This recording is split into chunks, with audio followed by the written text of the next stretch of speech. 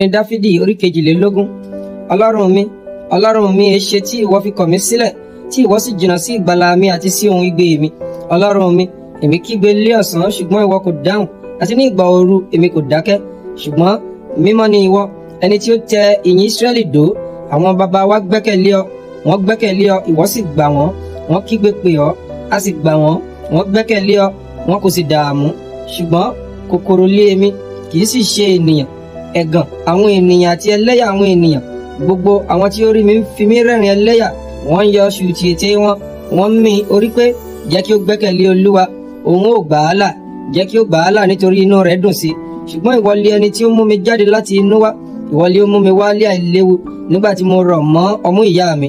Ìwọ lé a ti fi mí lé lọ́wọ́ láti inú ìyá mi wá. Ìwọ lé Ọlọ́run mi láti inú ìyá mi wá. Má ṣe jìnnà sí mi, nítorí tí ìyọnu súnmọ́ etílé, nítorí tí kò sí olùrànlọ́wọ́. Akọ màálù púpọ̀ lé ó yí mi ká, màálù Báṣánì tí ó lágbára rọ̀gbà yí mi ká. Wọ́n ya ẹnu wọn sí mi bí kìnìún tí ń dọdẹ kiri, tí ń ké ramúramù. A tú mi dànù bí omi, gbogbo egungun mi sì yẹ̀ lórí ìké. Ọkàn mi dàbí idà, ó yọ láàrin inú mi. Agbára mi di gbígbẹ bí àpáàdì, ahọ́n mi sì lẹ̀ mọ́ mi lé ẹ̀rẹ̀kẹ́. Ìwọ ó mú mi dùbúlẹ̀ nínú erùpẹ̀ ikú, nítorí tí àwọn ajá yí mi ká. Ìyọ́ àwọn ènìyàn búburú ti ká mi mọ́. Wọ́n lù mí lé ọwọ́, wọ́n sì lù mí lé ẹsẹ̀. Mo lè káyé gbogbo egungun mi. Wọ́n wò mí sùn, wọ́n pín aṣọ mi fún ara wọn, wọ́n sì ṣẹ́ kèké lé aṣọ ìlékè mi. Ṣùgbọ́n ìwọ má ṣe jìnnà sí mi, Olúwa agbára mi, yára láti ràn mí lọ́wọ́. Gba ọkàn mi lọ́wọ́ idà, ẹni mi kan náà lọ́wọ́ agbára ajá nì. Gbà mí kúrò lé ẹnu kìnìún nì, kí ìwọ kí o sì gbóhùn mi láti ibi ìwo àwọn àgbáǹréré.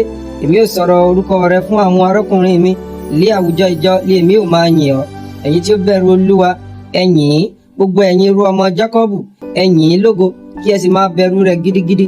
Gbogbo ẹ̀yin irú ọmọ Ísírẹ́lì, nítorí tí kò kẹ́gàn, bẹ́ẹ̀ ni kò kórìíra ìpọ́njú àwọn olùpọ́njú, bẹ́ẹ̀ ni kò pa ojú rẹ̀ mọ́ kúrò lára rẹ̀.